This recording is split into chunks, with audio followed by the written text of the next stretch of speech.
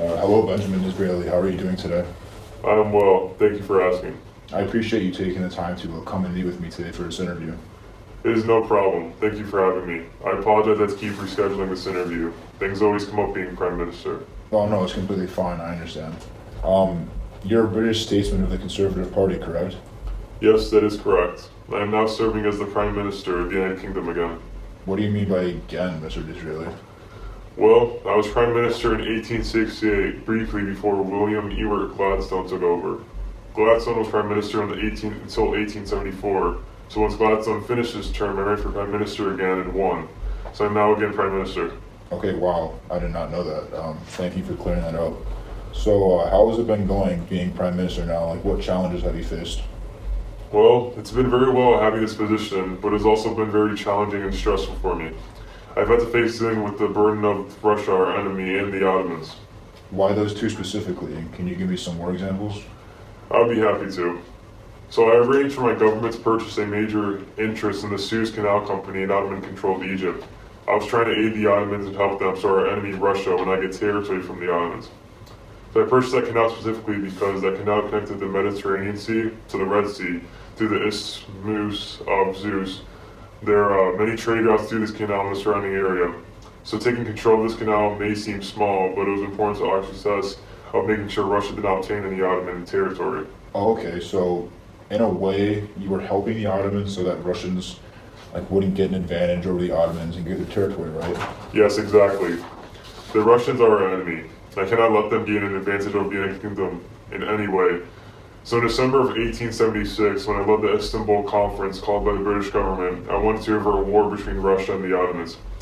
So I wanted to prevent the destruction of the Ottoman Empire because I did not want Russia to get any Ottoman territory. But hasn't the Ottoman Empire obtained European land unrightfully and taken over territories in Europe? Yes, that is true, you are right. However, they are beginning to now slowly decay and lose their great power, and they are not even close to reaching our territory, so the United Kingdom is not worried of them. Oh, okay, so can you give me more of an insight on the recent battles between Russians and the Ottomans? I assume that's why you said the Ottoman Empire is slowly decaying, and is this a result of those battles, right?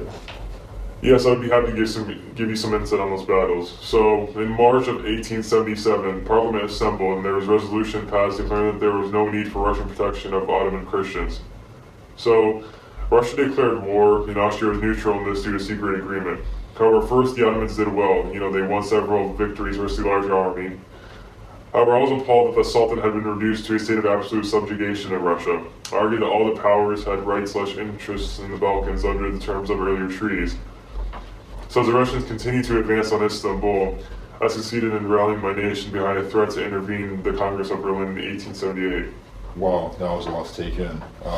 So what do you mean you intervened in the Congress of Berlin? What did you do?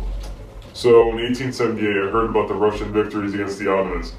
So I worked at the Congress of Berlin to obtain peace in the Balkans at terms favorable to Britain and unfavorable to Russia, our long-standing enemy. This diplomatic victory over Russia established me as one of Europe's leading statesmen because I was a large factor in the Russian retreat. Wow, I had no idea you had such an involvement with the Ottoman Empire in trying to stop Russia. What other things have been going on during this last year as your term as Prime Minister? Well, no problems or anything have arisen yet, but let us keep our fingers crossed that it stays this way. Yes, I agree. Well, it looks like we're out of time, Mr. Disraeli. I appreciate you coming out today and taking the time for this interview. It was my pleasure. Thank you for having me.